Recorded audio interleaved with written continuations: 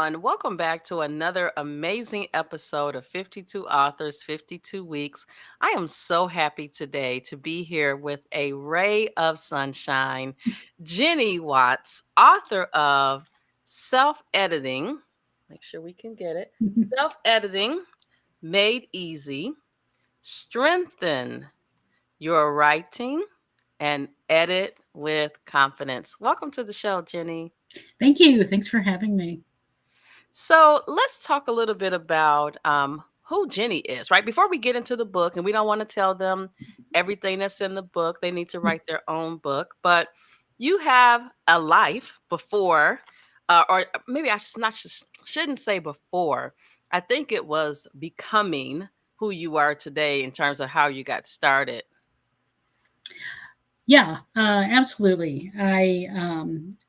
I've been in communications my entire life, my whole career, and I've worked in a variety of industries with diverse audiences. I've worked in advertising and public relations, and I've worked in uh, nonprofit. I've worked for agriculture companies. I've like financial companies, education. Like I mean everything.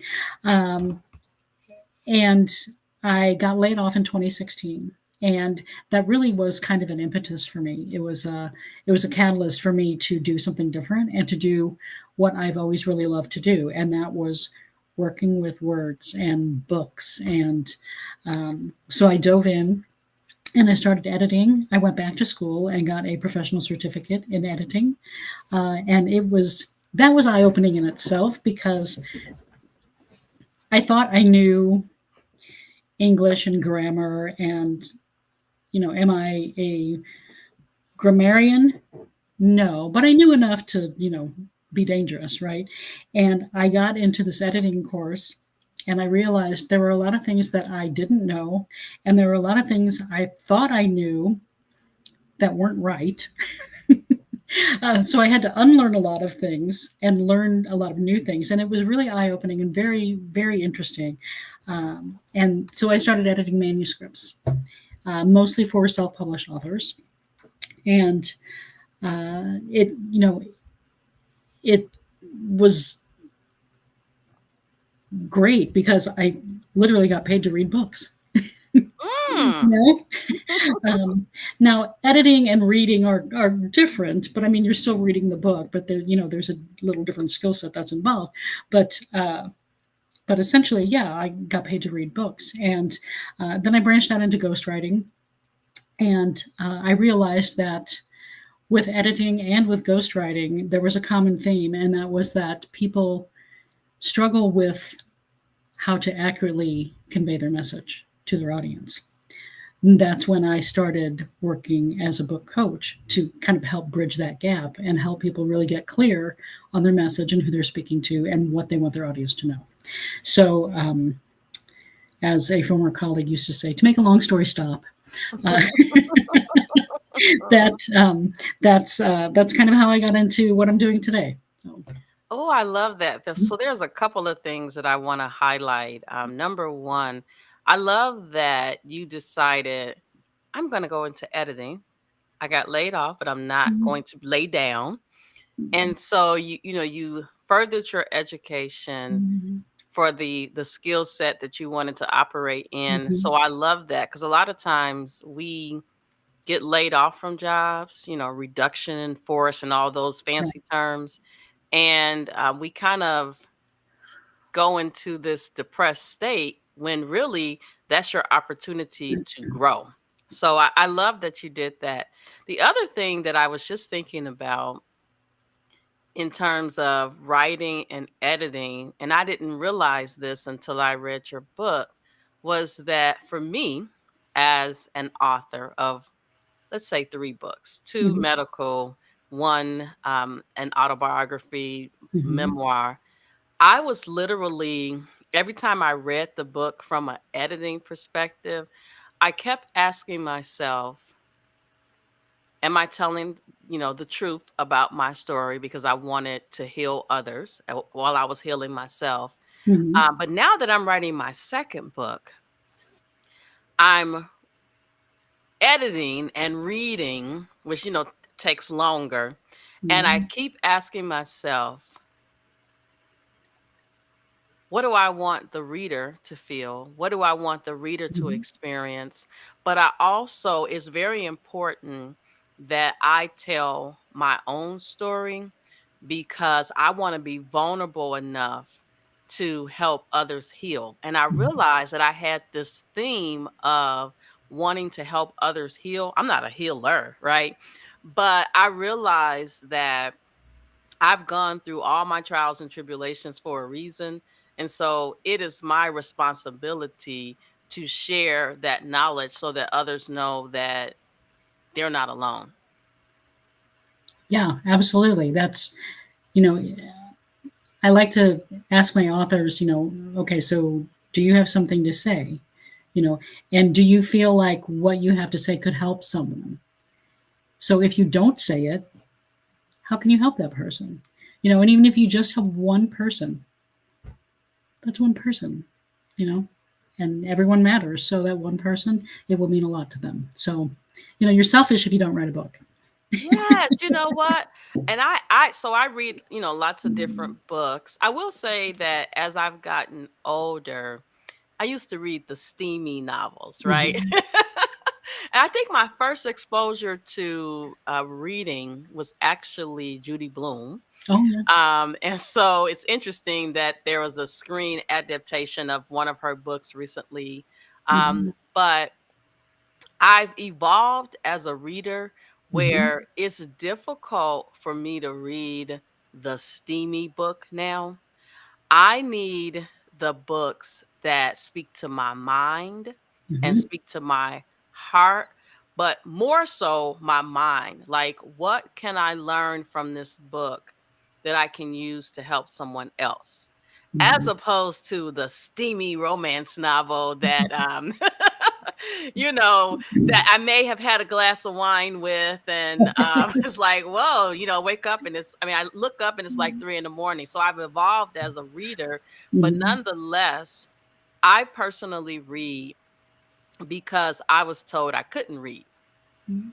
And so I read in solidarity with those that were like me who were told, "Oh, you can't read, you can't comprehend what you're reading." But then also in college, graduate school in particular, my instructor said, "I don't know how you got this far in life. You're a horrible writer."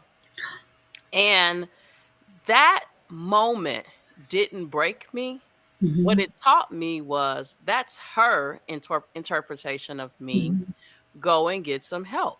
So I went to the writing center and they were like, no, your writing is just fine. You just need to organize your thoughts better, right? Mhm. Like, I'm Mhm. not a person who uses all these big words. Like my husband, I swear, as a kid, he was reading through Webster, learning the different words. Because sometimes he'll say a word and I'm like, hold please, let me see what that word means. But for me, I'm the basic English words. I don't get too deep.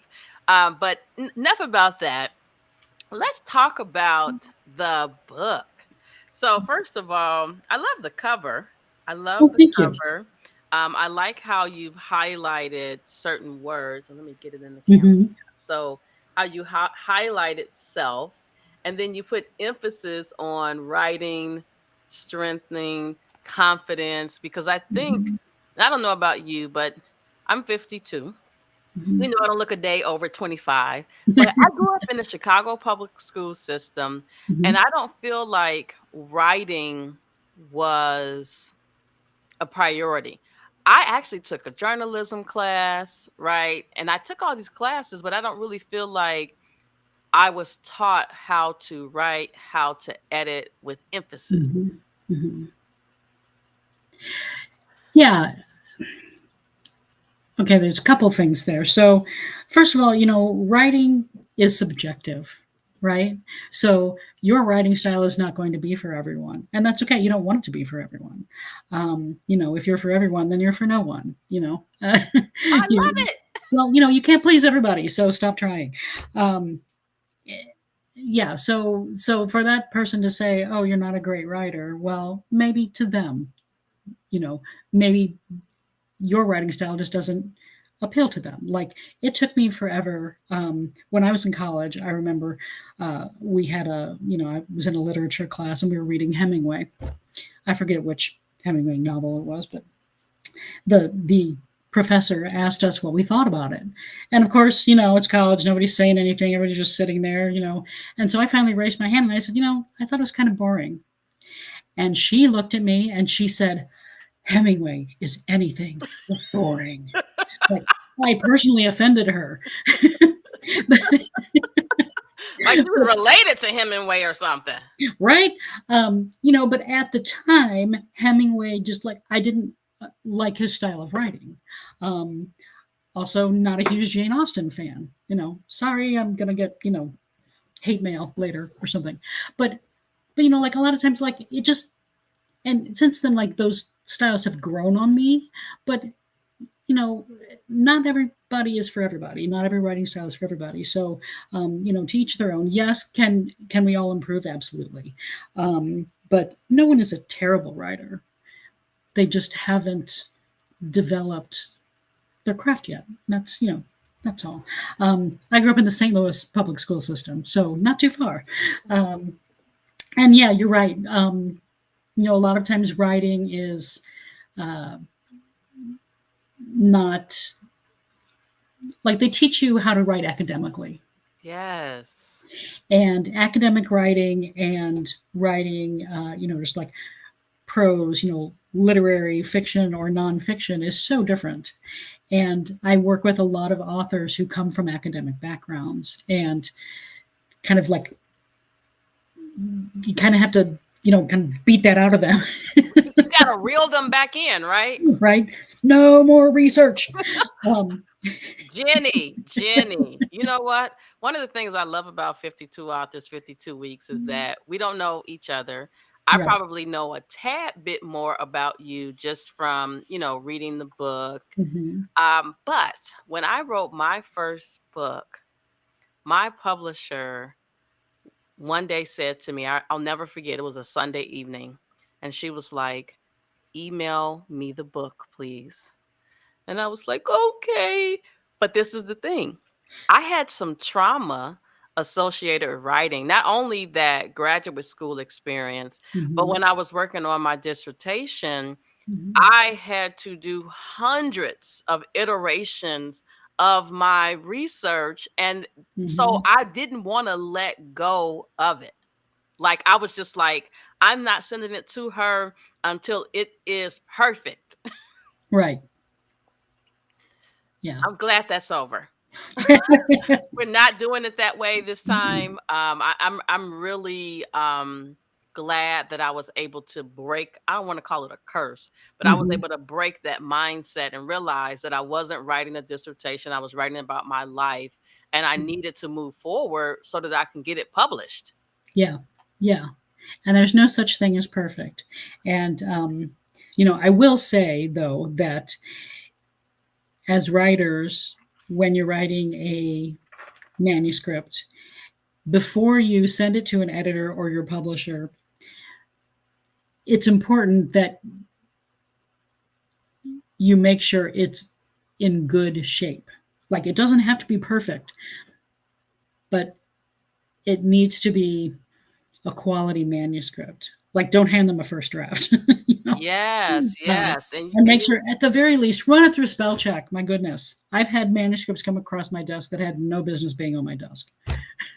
well, I have the Grammarly app on my Hmm. desktop, and we kind of fight with each other because sometimes it'll want to change something, and I'm like, no, I don't want to say it that way. I want to say it the way Right. that I said it, right? Hmm. So, but I'm grateful for those different tools, and I will tell you now, my process is very, I would say, regimented to the extent that okay, I'm like, I have this particular concept in every chapter. It's there for a reason. Okay, Hmm. let me go through and just read those parts.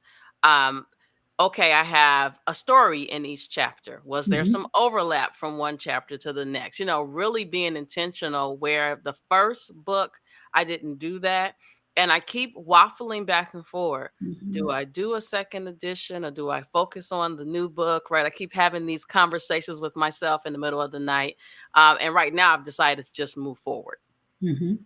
So let's talk about the book. And I want to start off with something that most of us did not know, which is the types of editing.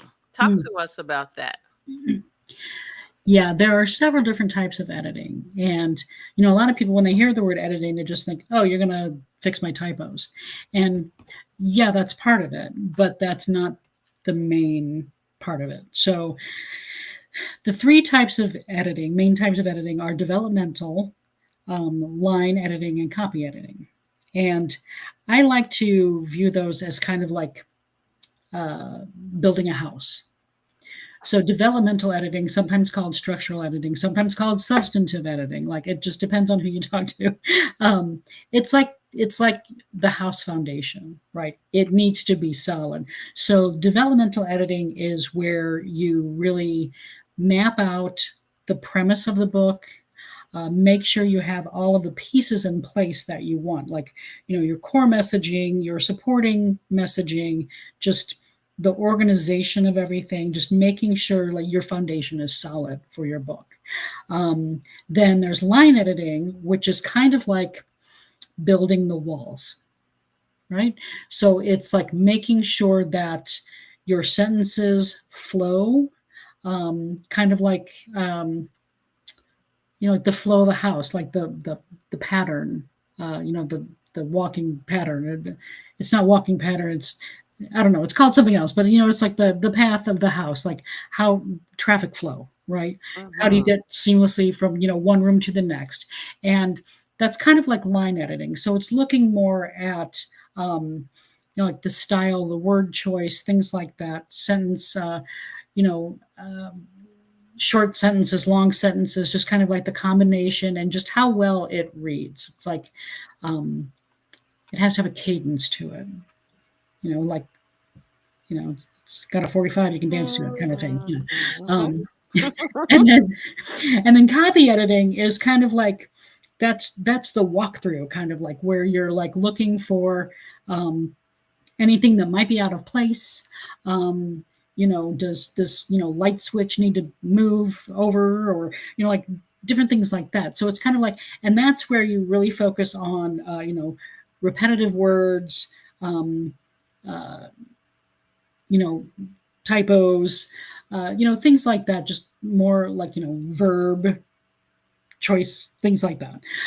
So those are the three main types of editing, and then there's proofreading, which is different. Proofreading generally happens after the manuscript has been um, through editing and has been formatted and laid out and everything. It's really the final step before you hit the publish button. So proofreading mainly is to catch those typos and to make sure that nothing shifted, like formatting wise, after it's been all laid out, in book format. Because like sometimes it's kind of like, oh, see the graph on the left. Well, maybe during formatting, it's now underneath the text instead of on the left. Like those are the things you catch in proofreading sometimes. So those are the different styles of editing and proofreading. And depending on who you ask, editors, like, there's no universal consensus to editing. Different editors will describe it differently. Um, and like I said, like developmental editing, some call it structural editing, so that's why it's important to talk to an editor and make sure you're, on the same page. Um, where it comes to editing, so you know what to expect from them, and what you're getting, like what you envision the editor doing and what they're actually going to do. So that's the editing process. It's complicated, um, and again, you have to talk to your editor and really understand how they approach it. Well, and you said complicated, but it actually makes sense. Yeah. And it makes sense because you gave the house analogy. I'm sitting in my house Mhm. that was built in 98. Mhm. And it makes sense that you lay the foundation first. Mhm. And my husband is in construction, so he talks about this all the time. Mhm. No, the electricians can't come in and do this until this part is done. And Right. I see it as really putting your infrastructure in place in terms Mhm. of what this book is all about, right? And you're continuing to develop it as you go along with the editing process. And I Right. like that because I have to force myself to stay in one lane. So this is what I do. I print the book out. Okay, don't judge me, Jenny. Don't judge me. Okay, so I print the book out, Jenny, Mhm. and then, but I print it out at Office Max. I have them spiral bounded together. Mhm. And then I take it and I go to Starbucks and I have a cup of tea and I just start to read it from, one page to the next, kind of Mhm. line by line. Mhm. And I am reflecting and laughing and like, oh no, you don't want to say that, right? And I'm going through this whole process and it makes complete sense to edit in a structured manner just because my brain operates that way. Mhm. And I'll tell you why it makes sense. My first book, I decided, oh, I'm going to make an audio book. So I go to the studio to record. And as I'm reading the book, I'm like, that's not grammatically correct. So I'm on the spot reading the book and changing the words. Mhm. And so after each chapter, after I came out of the booth, the what do you call him? Engineer was like, Yeah. Audio on engineer. such and Yeah. such page, that's not what it says. I'm like, I know, Mhm. but it didn't sound right. So one of the things that for me reflecting, I said, the next book, I mean, I don't have to go to a studio to read it, but I'm going to sit in front of the camera and just Mhm. read it so that then I will play it back and listen and read at the same time because I learned from the first experience. Mhm.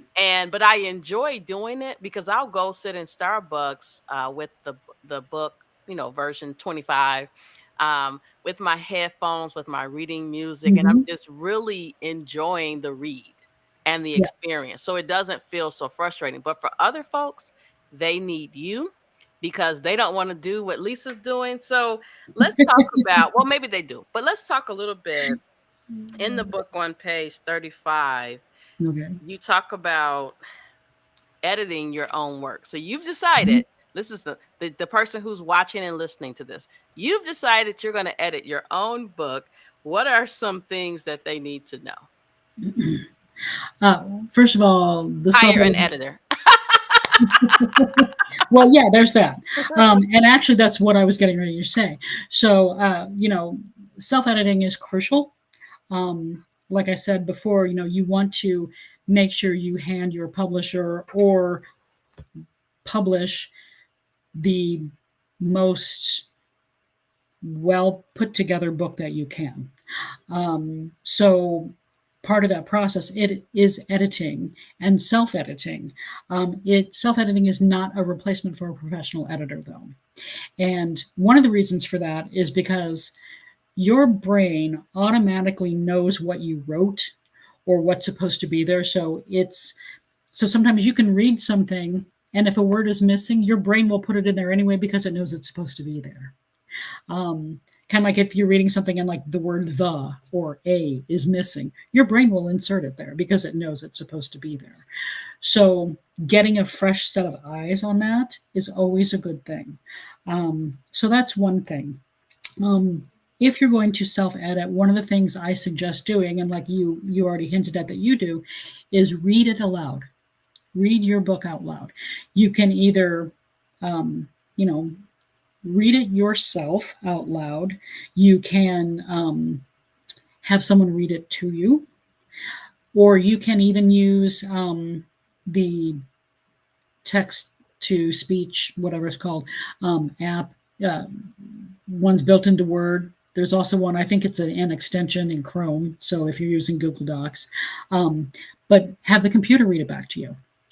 Um, and what that does is it helps you hear where things might be missing. It helps you hear if there's a lot of redundancy, or, like, you said the word however 14 times in the last, minute and a half. Mhm. Um, or if it's reading along and all of a sudden you stumble over some words or something, that's an indication that maybe you need to revisit that and reword it, or help the sentence flow better. Because if someone's stumbling over it as they're reading it, that's an indication that it can probably be said in a different way that is going to enhance it. So that's something I like people to know when they're self-editing. Is that's a really crucial step, is to read it out loud, so you can hear it.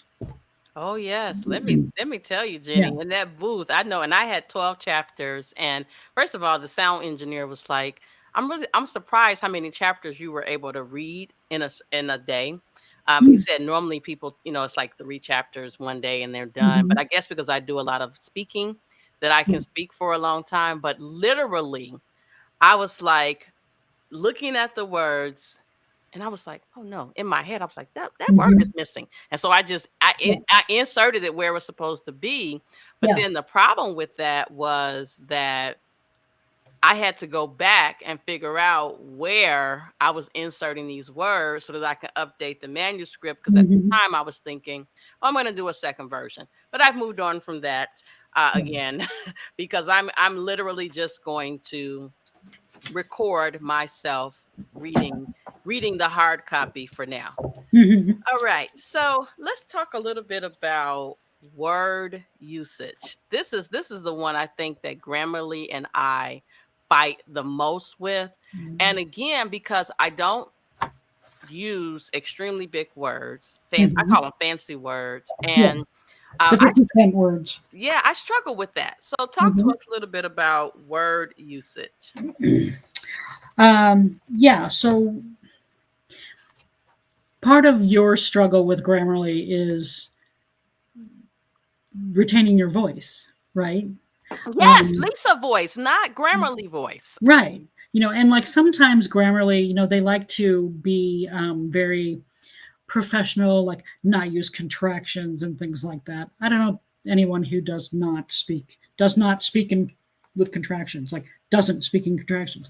Like it's the normal flow of just your voice, right?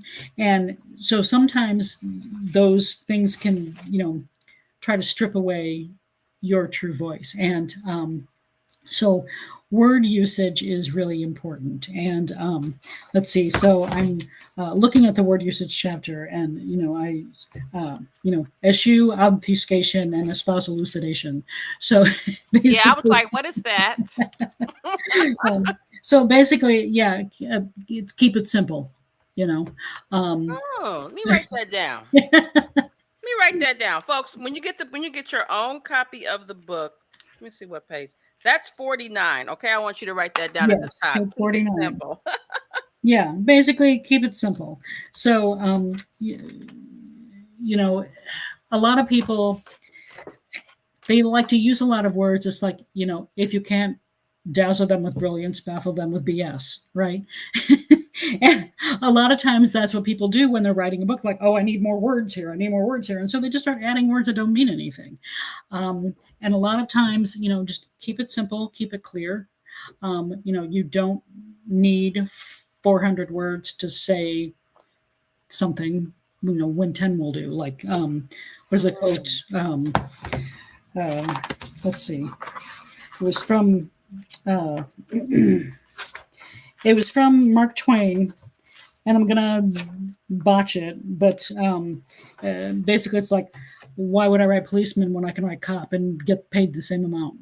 you know? Oh my gosh, that you know what? That really is so important to highlight, because I know when I'm reading my or I'm fighting with Grammarly and it wants to change a word, Mhm. and you talked about voice, I'll say, "No, Grammarly.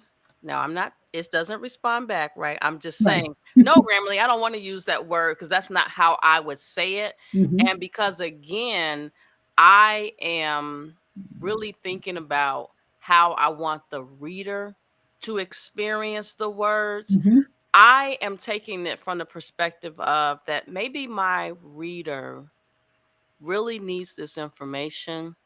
And if I use these fancy Mhm. words, they're not going to get the message. And I want them Right. to get the message. Right. Yeah, you have to speak to where your audience is, right? I never like to say dumb it down because I don't know. I just don't like the phrasing of that. I like to say make it relatable.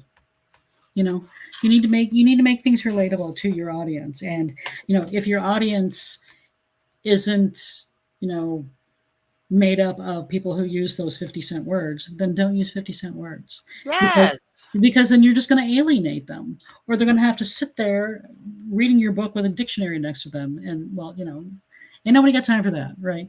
Uh, you know, Not at all. like reading is supposed to be fun, and it's like a lot of people read to relax. Okay, if I have to look up every other word, I am not relaxing. You know, Absolutely. or if I'm reading something and I don't understand what you're saying, like that's not fun, you know. So yeah, you need to make it an enjoyable experience for your reader, and the way to do that is to use relatable words. So yeah, word choice is essential, and it's I talk in the book about like redundant words, and I use so I'm looking here. Joe is now employed at a golf course working as a caddy. Okay, So what? okay. First of all, yeah. So what? Who cares? Good for Joe, right? But it's like okay, so it's like now employed working as a caddy. I mean, if he's employed, we know he's working. So like we don't need to say all of that, right? So you can say he works at a golf course as a caddy. Boom, done. We know he's Um, working because he could be volunteering, but the assumption is that yeah, he's working. he works as a caddy. Okay. Yes. So, and also you might not even need golf course because where else are you going to caddy? I mean, Unless maybe you're trying to introduce the golf world to yeah, someone, then it would be appropriate. And that goes back to knowing your audience. exactly. But there's a lot of times we use, like empty phrases. So I worked with a coach at one point on a book, and I had to help him understand that a lot of what he was saying was actually minimizing his authority and credibility. Because he would Mm, start out saying, "Well, I think that blah blah blah blah blah," and it's like, "You're writing this book. These are your words. We already know these are your thoughts. Like, you don't have to tell us what you think because the fact that you're writing this is your thought." Like, mm, mm, mm. um, and also if you want to be credible, don't tell somebody you think something. Say you know something, or you believe this to be true. So again, it's word choice, and empty and like inflated words and phrases. At the present time. Why don't you just say now? Yeah. you Yeah. know? Again, keep Yes. it simple. So that's what I mean by word choice. It's just and also like weak verbs is another one, right? So I was thinking about the job offer. I thought about the job offer. You know, you don't need to say all of those things. So yeah, that's Oh, Jenny, when I go into Starbucks today, I'm gonna have Jenny all in my head as I am reading. Because I'm literally probably on this is something else that I did just to allow myself to heal during the experience. I'm keeping every draft in a hmm bag. Now, okay, hmm don't judge me, Jenny, but when I go to Starbucks, I have all the drafts in a hmm bag. hmm And I'm sitting there with the most recent version because sometimes I've taken something out hmm and I'm like, wait a minute, you know what? What you said actually works really well here. So let's put hmm that back in. hmm So I'm really enjoying it, but I gotta have a cutoff period where it leaves my computer because I will get I'm not gonna say I'm in too deep. I gotta pull myself back out, or the book will never be published. Which is why the last thing I want to talk about is how to find a professional editor, because you're right. And I get it. Cost is always a factor for some Mhm, people who say, I can't pay for an editor. I'm going to read it. I'm going to have my cousin read it. My cousin is an English teacher. And then I'm mhm, just going to put my book out into the world. But I think that you really need to self reflect and think about your own personal why. So for me, I want to have an editor. Why? mhm. Because when I am speaking professionally and I mention my book and someone goes on to Amazon and orders the book and receives the book, they will say, whoa, right? This is really well Mhm, written. We want to mhm. bring her in for XYZ. So it's about your brand. So for me, Yeah. it's really about branding. Yeah, absolutely. I like to say, you'll know good editing when you don't see it. Mm. You know, Mm. so have you ever like read a book and like all of a sudden like all of the errors are just like glaring, like, Oh, Jenny, I oh, try not to, on social media they say we mm, listen but we don't judge. right. So I try to do read but don't judge. It's Mhm. hard because you're like, I Yes. think they meant such and such. Okay, just keep going, keep Yeah. reading. Yeah. Well, and again, there's exceptions to every rule, right? So, it's there no book is going to be perfect. There's always going to be errors. There's a couple of errors in my book. There was one that was like so glaring. I'm like, oh, I can't live with this. Like, I can't sleep at night. So I had to change it. I had to work with my publisher. I'm like, no, we gotta you know, we gotta fix this and put it back up because it's not right. So I mean, there's always going to be something. You have to. It's like, what can you live with, right? Um, but to find an editor, there are several different things. First of all, you want to work with an editor who has experience working with books in your genre. Mm. You don't want to hire an editor who edits, um, nonfiction books only, but you've written an epic fantasy, like, because those are two different things entirely. One is going to focus a lot on like world building and like how you've developed your characters and things like that, whereas the other one is going to say, is your message being conveyed properly, and is your call to action clear, like what you want your readers to do after they read your nonfiction book. So like, I mean, there's two different skill sets.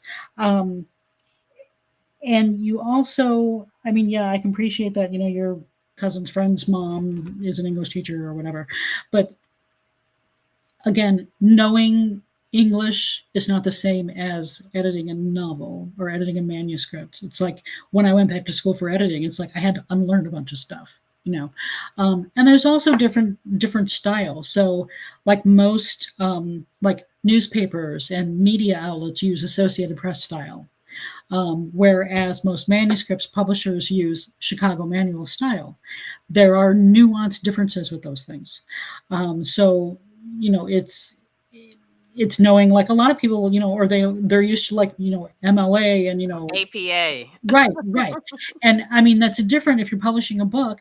Most publishers use Chicago Manual style. So if someone is used to, like, just AP, they've always written for newspaper, it's like, oh no, we don't use the serial comma. Well, in publishing, they do. So it's just little nuanced things like that. Um, but also, you want to, as I mentioned earlier, there are different types of editing, and every editor has a different description of what they are. So it's important to talk to your editor and make sure that you are of the same understanding of how they approach editing and what you're expecting of them, and like make sure those match. Um, and talk about cost, talk about how they edit.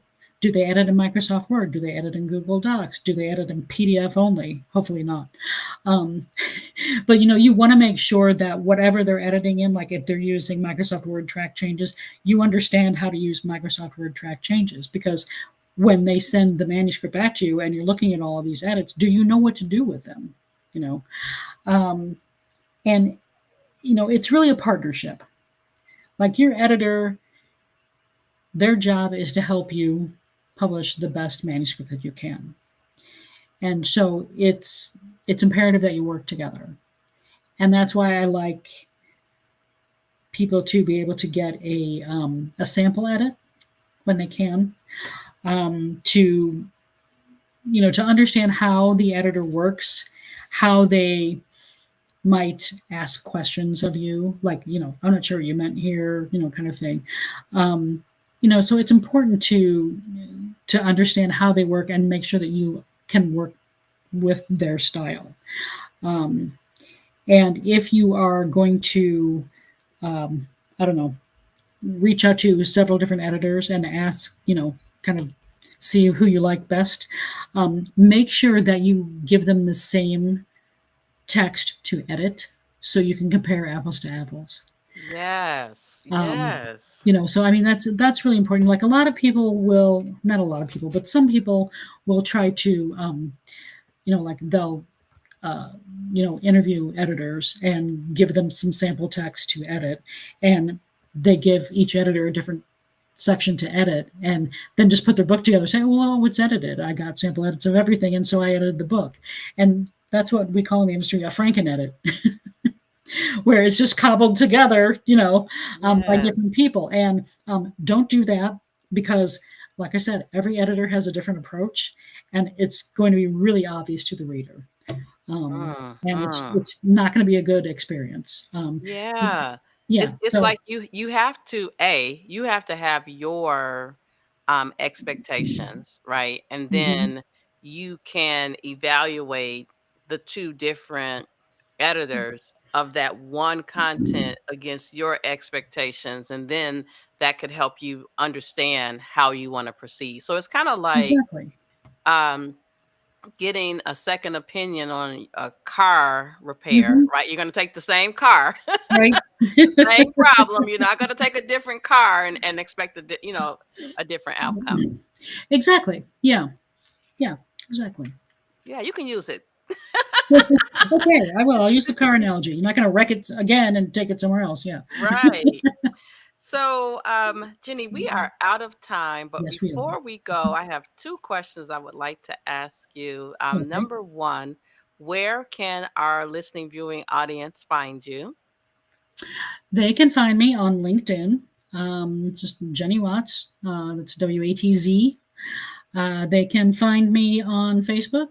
I have a personal profile where I accept friends, and I also have a business page, Jenny Watts Consulting, on Facebook.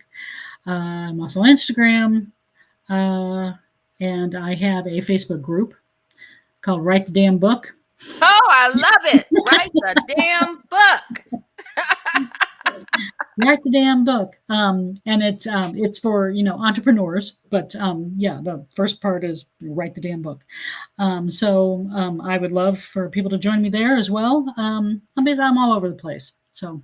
I love it. You know, it's so weird. I don't know about you, but I feel at 52, I know way too much about this social media business. Like, um, I didn't want to get on TikTok, but my social Mhm. media manager was like, "You got to get on TikTok." I'm like, "I don't want to get Mhm. on TikTok." Like, "You got to get on TikTok." So guess what? Now I'm on TikTok. Okay. Well, I'm going to be 55 next month, and I am not on TikTok, and I feel like, like I didn't grow up with any of this stuff, right? And so I get annoyed every time like a new platform shows up, like Blue Sky. Now it's like, really, I got to learn something else. Like, just stop with all the different social media platforms. I can't deal with it all. Um, Yes. So then my last question before we go is, what does the future hold for Jenny Watts? what does the future hold? I actually am finishing up my next manuscript. That will be published in probably sometime this fall. There's no specific release date yet. And it is designed for entrepreneurs to help them write their book. help them write the damn book.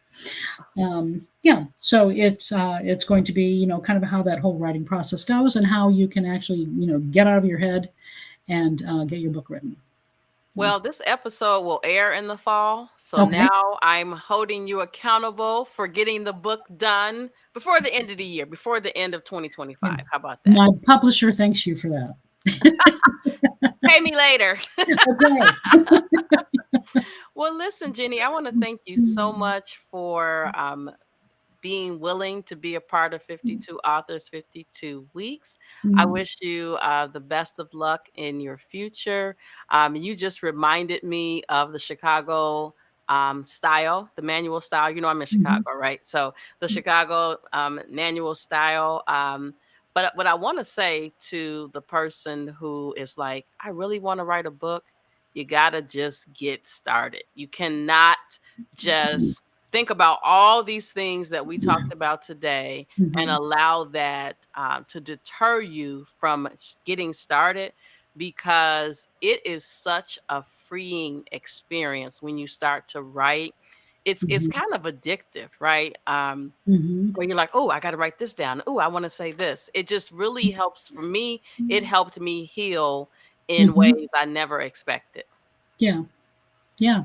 It is. It's very freeing, and it is very it's cathartic. Yes, it So yeah, is. It yeah. is. Thank you. This has been a great a great time. I really enjoy getting to know you, and I enjoy our conversation very much. Yes, and I'm sure that this conversation is not over. So, listen, everyone, thank you so much for watching another episode of 52 Authors, 52 Weeks. We will see you next week. All right. Thanks.